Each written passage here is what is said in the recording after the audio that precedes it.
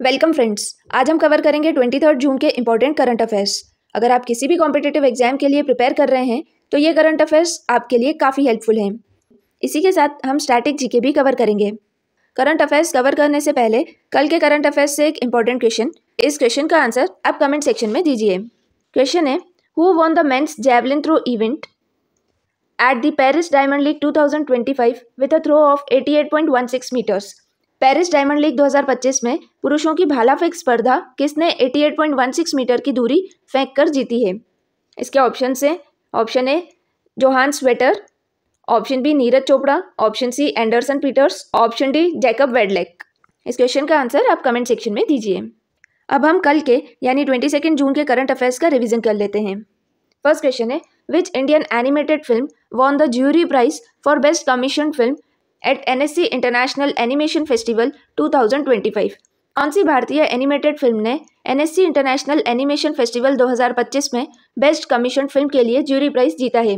इसका आंसर है देसी ऑन। 2025 के NSC इंटरनेशनल एनिमेशन फेस्टिवल में एक इंडियन एनिमेटेड फिल्म देसी ऑन को बेस्ट कमीशन फिल्म के लिए ज्यूरी प्राइज दिया गया है। ये फिल्म बनाई है सुरेश एरियात ने, जो इंडिया के एक पॉपुलर एनिमेटर हैं। NSC इंटरनेशनल एनिमेशन फेस्टिवल दुनिया के सबसे प्रेस्टिजियस एनिमेशन फेस्टिवल में से एक है। ये फेस्टिवल 1960 में स्टार्ट हुआ था। नेक्स्ट क्वेश्चन है, recently which organisation launched Yoga Bandhan programme as a signature event for international day of Yoga? हाल ही में किस संगठन ने अंतर्राष्ट्रीय योग दिवस 2025 के लिए योग बंधन कार्यक्रम को सिग्नेचर इवेंट के रूप में लॉन्च किया है? इसका आंसर है Morarji Desai national institute of yoga.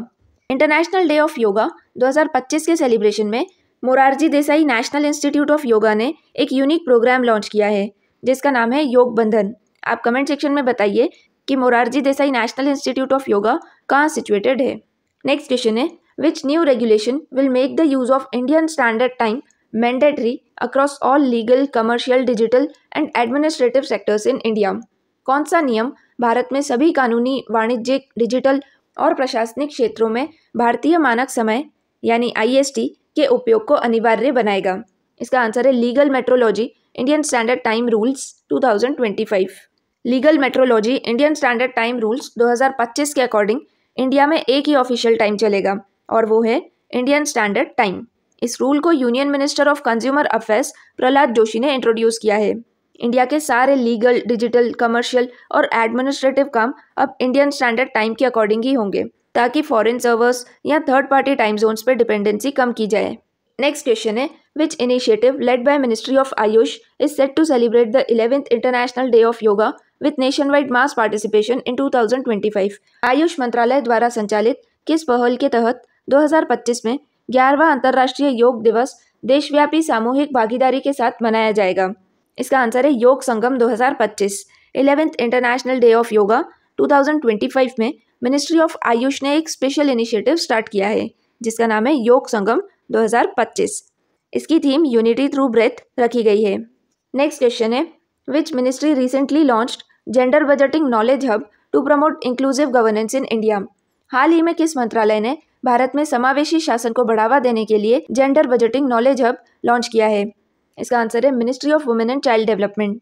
Gender budgeting knowledge hub इस इनिशिएटिव का पर्पज है कि सेंट्रल और स्टेट मिनिस्ट्रीज में जेंडर बजटिंग की प्रैक्टिसेस को प्रमोट करना ताकि गवर्नेंस में वुमेन और मेन दोनों के लिए इक्वालिटी हो। नेक्स्ट क्वेश्चन है, during his visit to which state did prime minister Narendra Modi launch development projects worth over 18,600 crore? प्रधानमंत्री नरेंद्र मोदी ने अपनी यात्रा के दौरान किस राज्य में 18,600 करोड़ से अधिक की विकास परियोजनाओं का शुभारंभ किया है? इसका आंसर है ओडिशा। प्राइम मिनिस्टर नरेंद्र मोदी ने ओडिशा के लिए 18,600 करोड़ के 105 नए डेवलपमेंट प्रोजेक्ट्स इंट्रोड्यूस किए हैं।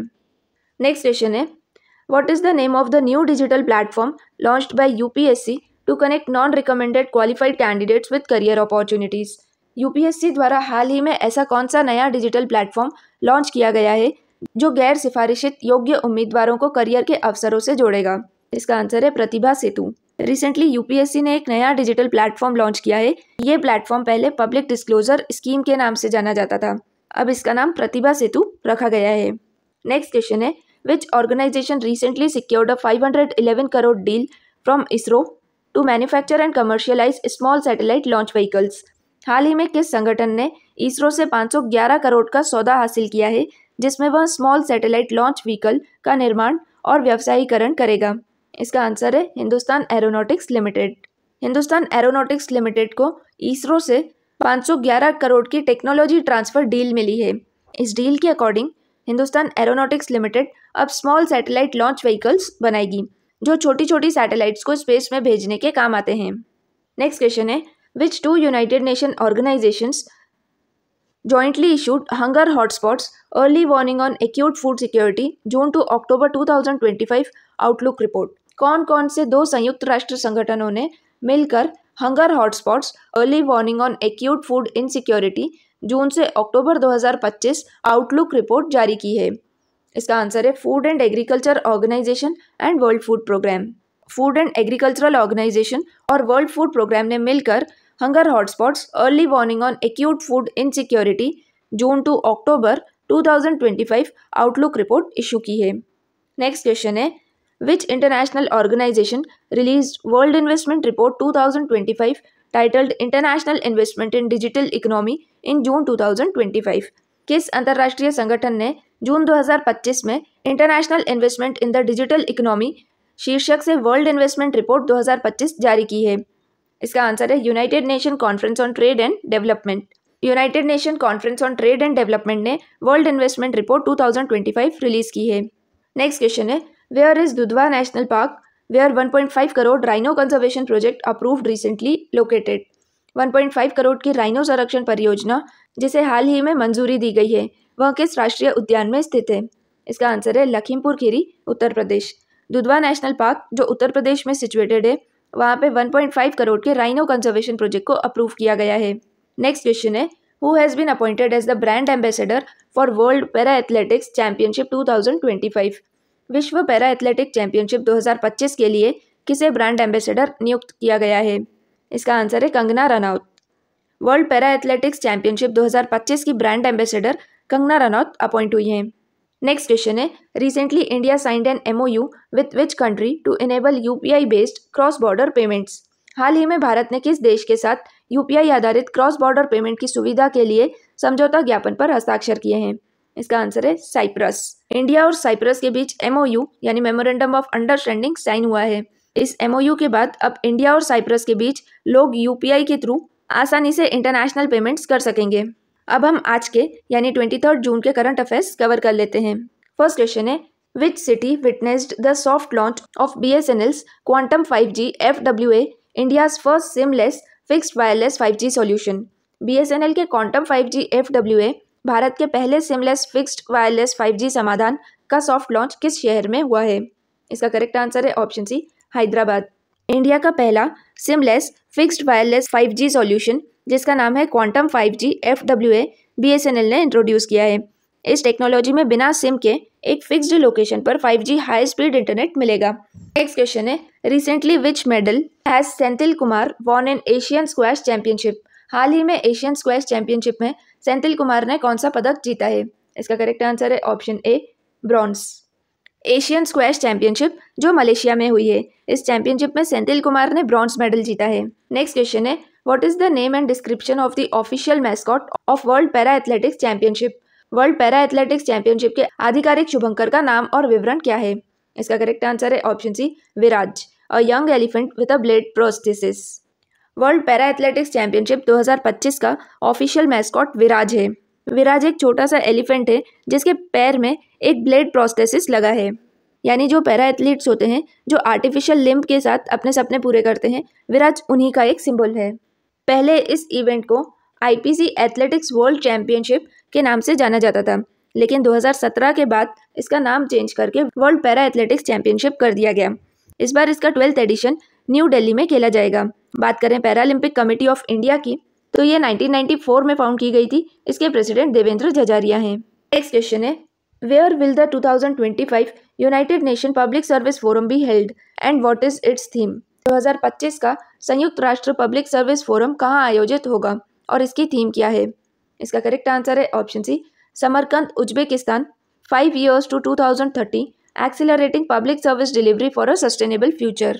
हर साल 23 जून को United Nation public service day मनाया जाता है। इस दिन का पर्पस है पब्लिक सर्वेंट्स के कंट्रीब्यूशन को रिकॉग्नाइज करना, जो लोगों तक स्कीम्स, सर्विसेज और गवर्नेंस पहुंचाने का काम करते हैं। और इसी दिन यूनाइटेड नेशन एक फोरम ऑर्गेनाइज करता है। इस बार ये फोरम उज्बेकिस्तान के समरकंद में होगा और इस बार की थीम है 5 years to 2030 accelerating public service for a sustainable future. Next question है, what is the theme of international widows day 2025? अंतर्राष्ट्रीय विधवा दिवस 2025 की थीम क्या है? इसका करेक्ट आंसर है option B, empower her from loss to leadership. International widow day हर साल 23 जून को ऑब्जर्व किया जाता है। इसका पर्पस है कि लोगों में अवेयरनेस लाई जाए ताकि विडोज को एजुकेशन, हेल्थ, प्रॉपर्टी राइट्स और डिग्निटी मिल सके। यूनाइटेड नेशन ने इस दिन को ऑफिशियली रिकॉग्नाइज किया था 2011 में और तब से ये हर साल सेलिब्रेट किया जाता है। नेक्स्ट क्वेश्चन है, when is international Olympic day observed? अंतर्राष्ट्रीय ओलंपिक दिवस कब मनाया जाता है? इसका करेक्ट आंसर है ऑप्शन डी, 23 जून। हर साल 23 जून को इंटरनेशनल ओलंपिक डे ऑब्जर्व किया जाता है। इस बार की थीम है let's move together for more motivation, community and joy. Next question है, when is world hydrography day observed? विश्व हाइड्रोग्राफी दिवस कब मनाया जाता है? इसका करेक्ट आंसर है ऑप्शन सी, 21 जून। हर साल 21 जून को वर्ल्ड हाइड्रोग्राफी डे मनाया जाता है। हाइड्रोग्राफी यानी समुद्र, नदियों और वाटर बॉडीज के अंदर की ज्योग्राफी का मैप, यानी समुद्र के नीचे कितनी गहराई है, कहाँ पर रॉक्स है, कहाँ पे चैनल्स हैं, ये सब रिकॉर्ड किया जाता है क्योंकि इससे होती है मैरीटाइम सेफ्टी, यानी शिप्स, बोट्स या सबमरीन्स को सेफ रूट मिलता है। साथ ही ये हेल्प करता है ओशन कंजर्वेशन में भी, समुद्र की हेल्थ और एनवायरनमेंट को प्रोटेक्ट करने में। तो वर्ल्ड हाइड्रोग्राफी डे का पर्पस है कि लोगों को ये बताना कि हाइड्रोग्राफी सिर्फ मैप्स बनाने का काम नहीं है, बल्कि समुद्र और एनवायरनमेंट की सेफ्टी के लिए भी काफ़ी इंपॉर्टेंट है। नेक्स्ट क्वेश्चन है, what is e Raktkosh? E Raktkosh क्या है? इसका करेक्ट आंसर है option B, a national blood bank management system. E Raktkosh एक सेंट्रलाइज्ड डिजिटल प्लेटफॉर्म है जिसे इंडिया के blood banks, stock levels, blood donor की इन्फॉर्मेशन और ब्लड डोनेशन कैंप्स मैनेज होते हैं। ये एक ही जगह पर रियल टाइम डेटा प्रोवाइड करता है। अगर अर्जेंट ब्लड की रिक्वायरमेंट है तो इजीली सर्च करके नियर बाय ब्लड बैंक ढूंढ सकते हैं। ई रक्तकोष एक national blood bank management system है जिसे सीडैक यानी centre for development of advance computing ने डेवलप किया है। नेक्स्ट क्वेश्चन है, recently Balkampet Yellamma temple in news, where is the temple located? हाल ही में चर्चा में रहा बालकमपेट यल्लम्मा मंदिर किस स्थान पर स्थित है? इसका करेक्ट आंसर है option C, Hyderabad, Telangana. Balkampet Yellamma temple Telangana के हैदराबाद में सिचुएटेड है। ये temple Dravida style of architecture में बना हुआ है। नेक्स्ट क्वेश्चन है, what is the primary role of B2 spirit aircraft? B2 spirit विमान की मुख्य भूमिका क्या है? इसका करेक्ट आंसर है option C, long range stealth bombing. Recently US ने अपने B2 स्पिरिट बॉम्बर्स से ईरान के न्यूक्लियर इंफ्रास्ट्रक्चर पे एयर स्ट्राइक्स की है। B2 स्पिरिट एक एडवांस स्टील्थ बॉम्बर है जो यूनाइटेड स्टेट एयरफोर्स के पास है। ये लॉन्ग रेंज प्रिसीजन बॉम्बिंग है, यानी दूर तक दुश्मन के टारगेट्स पे अटैक कर सकता है बिना एनिमी रडार को पता चले। इसमें न्यूक्लियर बॉम्ब्स या high powered conventional bombs carry करने की कैपेसिटी भी होती है। नेक्स्ट क्वेश्चन है, which waterfall is located on Subarnarekha river? Subarnarekha नदी पर स्थित जलप्रपात वाटरफॉल का नाम क्या है? इसका करेक्ट आंसर है option B, Hundru fall. Recently Odisha में फ्लड्स के कारण सुबर्णरेखा रिवर न्यूज़ में है। सुबर्णरेखा रिवर पे हुंद्रू फॉल लोकेटेड है। इस रिवर की ट्रिब्यूटरीज हैं रानू, कांची, करकरी और खारकाई। फ्रेंड्स, आज हमने कवर किए हैं 23 जून के इंपॉर्टेंट करंट अफेयर्स। अगर ये वीडियो आपके लिए हेल्पफुल है तो प्लीज़ लाइक कीजिए और चैनल को सब्सक्राइब कीजिए। Thank you.